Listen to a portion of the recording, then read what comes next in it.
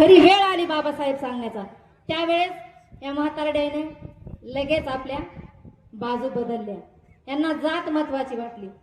साहेब, समाज माझा अजूनही अंधश्रद्धेतच आहे. काही देणं घेणं नाही. काही लोकांना तर माहिती बी नाही वर्गीकरण काय काय चाललंय. फक्त एवढं मला विचारते, ताई आपल्या मागाचे भांडण काढून लागले काय मारणार. मी अंबाजोगाईला एक छोटस भाषण केलं, अर्ध्यावरच सोडलं, कारण मला माहिती होतं, मला बघायचं होतं की शहाणे किती आणि येडे किती.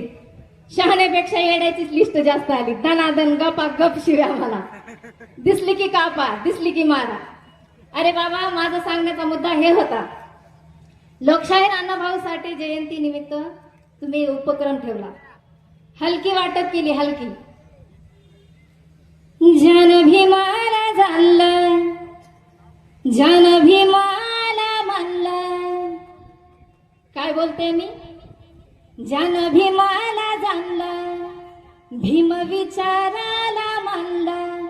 त्याच्या अंगावाली रखाकी, त्याच्या अंगावाली रखाकी. जो लागलाय भोंदून त्याच्या नादी, त्याच्या हातात हलकी. डांची टाक त्याच्या हातात हलकी.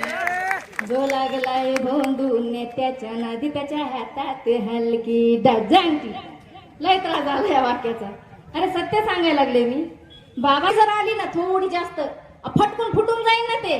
कुठं सूर्य, कुठं आपण, कुठं समुद्र, कुठं नाले, काय बी करायचं.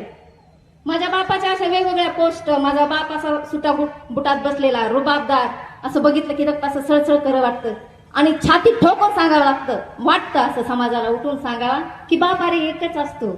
आणि बाप सुटा बुटात रुबाबात फक्त एकच शोभतो, तो म्हणजे माझा बाप डॉक्टर बाबासाहेब आंबेडकर. अथांग भीम सागराची मोज तारला विरुंदी. अथांग भीम सागराची मोज तारला विरुंदी. विचारा त्यात म्याला, विचारा त्यात म्याला. श्वासाला पण होती बंदी. विचारा त्यात म्याला, श्वासाला पण होती बंदी. खरीखोट तुमच्या आत्म्याला विचारून बघा ना. श्वास घेत होता पण गुलामीचा. एक जणानं भाषण लय. खरी वेळ आली बाबासाहेब सांगण्याचा, त्यावेळेस या म्हातारड्याने लगेच आपल्या बाजू बदलल्या. यांना जात महत्वाची वाटली. साहेब, समाज माझा अजूनही अंधश्रद्धेतच आहे. काही देणं घेणं नाही. काही लोकांना तर